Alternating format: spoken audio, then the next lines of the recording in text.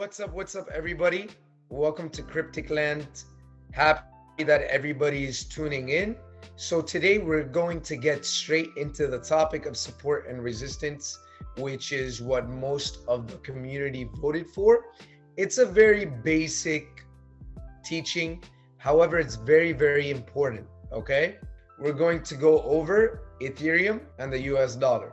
First thing is first is the time frames. So time frames represent price action in a certain time. So if you look at the monthly, right over here, we have monthly, weekly, daily, 4 hours, 2 hours, etc.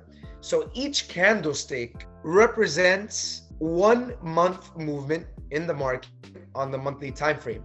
So that means on December 1st, price of Ethereum was 532 and it closed, well, did not close, but reached 744 and is currently at 718. So every week a new candle is going to form.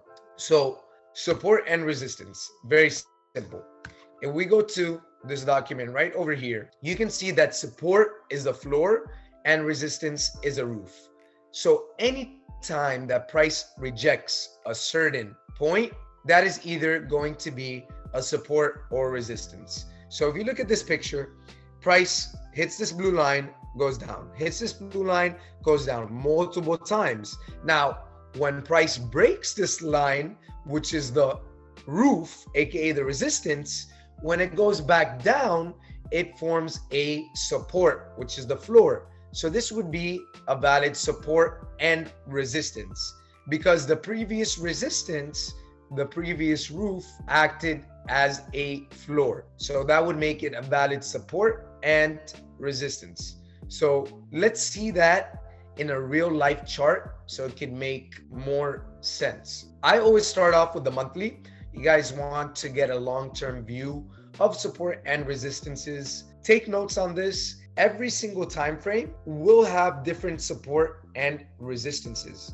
So if there is a support and resistance on the monthly, that is only valid for the monthly time frame, not the weekly, not the hourly. Okay, so over here you would grab the horizontal line, and right off the eye, I like to draw my support and resistances where the candles close. So let's zoom in. As you guys can see, price hit 292.77, rejected up, went back down, went up, went back down, went up about 4 times. This is a support right here. It got close and price rejected. This is called a gap.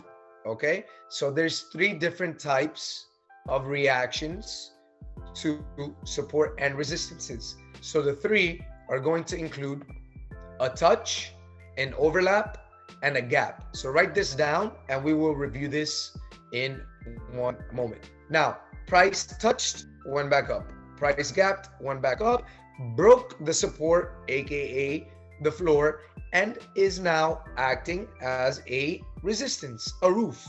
Price touched, went down, touched, went down, gapped over here, went back up, and retested this area as support. So this is a valid support and resistance.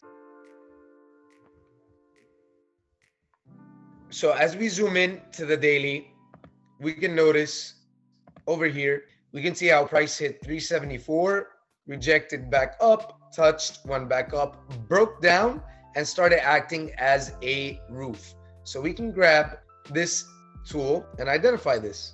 So we go like this, we can see this area rejected as well and acted as a resistance right around this area right here. Now we can see another support and resistance. Okay guys, so I zoomed into 30 to find better examples for you. So this is actually a really good example, and we can identify whether it was a gap, an overlap, or a touch. So here, price acts as resistance, as a roof, as support as well, and now it's acting as resistance again. So we grab our tool and let's do a rectangle. So we can just identify this area right here as a support and resistance. Now, if we zoom in, we can see that this right here is a touch. Price touches and goes back down. Same thing here, price touches and goes back up. Now we can find an overlap right over here where price went above the line but still acted as a resistance. So this would be an overlap, okay? Now this example right here would be a gap because price got close to the support and resistance, however rejected. So here we have a touch, here we have a gap, and here we have an overlap. Now, very important thing to know about the cryptocurrency market. Market participants react at support levels way more than they do at resistance levels because of something called fear of loss and opportunity. Everybody wants to get in at the lowest price. This is a new market and there's a lot of potential in it. So when price hits major supports, there are usually a lot of buybacks and price tends to react a lot quicker and stronger at support levels. Resistances tend to get broken a lot more than supports because we are in a very bullish environment right now